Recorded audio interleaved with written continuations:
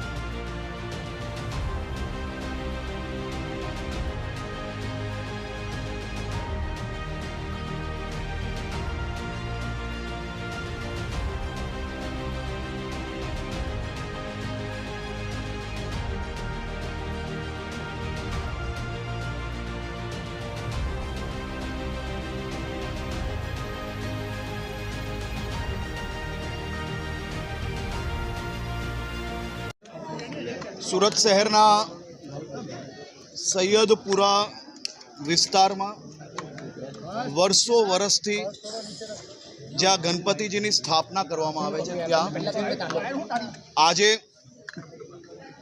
5 लोको द्वारा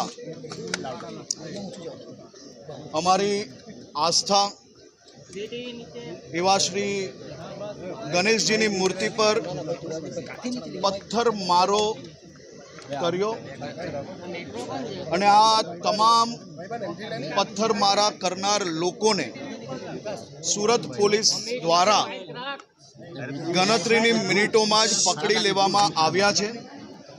5 पत्थरमारा करनार लोको अने 20 बीजा તિખલકોરોને બી પકડવામાં આવ્યા છે। ગુજરાતની શાંતિ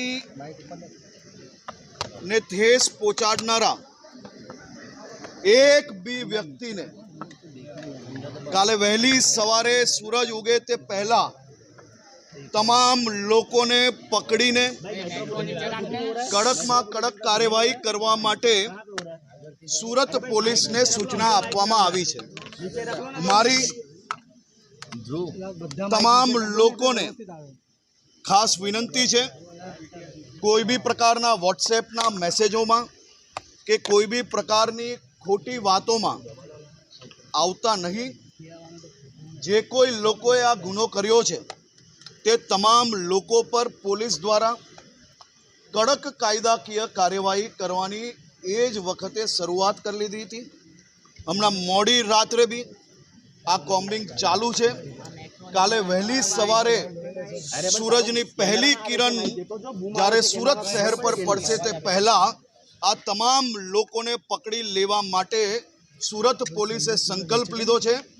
જે સ્થળ પર ઘટના બની હતી તે સ્થળ પર હમણાં હું પોતે અમારા ધારાસભ્ય શ્રી કાંતિભાઈ અને મેયર શ્રી દક્ષેશભાઈ જોડે આવીને સૌ આયોજકો જોડે ભગવાન શ્રી ગણપતિજીના ચરણોમાં વંદન કરીને આરતી કરીને સંકલ્પ લીધો છે કે ગુજરાતની શાંતિ દોલવાની કોઈ બી કોશિશ કરશે તો આ જ પ્રકારે કડકમાં કડક પગલાં જરૂરથી ભરવામાં આવશે।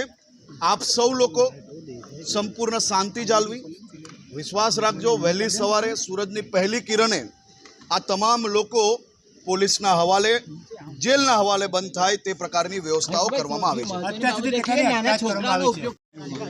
હું હાલની સ્થિતિએ આ બધી જ ડિટેલ્ડ માહિતી આપને કાલે આપીશ। હમણાં મારી જવાબદારી રૂપે જ્યારે તપાસ ચાલુ હોય, કોમ્બિંગ ચાલુ હોય ત્યારે આ રાજ્યના ગૃહમંત્રી તરીકે આ વ્યવસ્થાના એક ભાગ તરીકે કોઈ બી પ્રકારના સ્ટેટમેન્ટ આપવા હમણાં એ યોગ્ય નથી। કાલે બપોરે હું આ વિષય પર ડિટેલ ચર્ચા કરીશ। કાલે મેં મારી ગાંધીનગરનો પ્રવાસ કેન્સલ કરેલો છે। આખો દિવસ હું સુરતમાં છું અને આ બાબતની આપણે ડિટેલ ચર્ચા કરશો। પરંતુ હું આપને વિશ્વાસ અપાવું હું આખી રાત જાગેલો છું। અહીંયાથી પોલીસ ચોકી જવાનો છું। આ ગણપતિજીના ચરણોમાં જ બેઠો છું। બધાને જ ન્યાય અપાવીને જ જપીશ। સર કાલે બી હુમલો થયો હતો, કાલે પણ હુમલો કરવામાં આવ્યો હતો સર। લોકો સંતાયા હતા, 4 પોલીસે ઘરનો દરવાજો તોડીને તમામ લોકોને બહાર કાઢ્યા। આ તાલા તો લોખંડના બનેલા છે। ગમે તેટલા મજબૂત તાલા બાંધશો તો બી તાલા તોડી તોડીને એક એકને નિકાલીને પકડશો। તાલા મારવાથી કોઈ બચી નથી જતું। પથ્થર મારવાની હિંમત નહીં કરવી।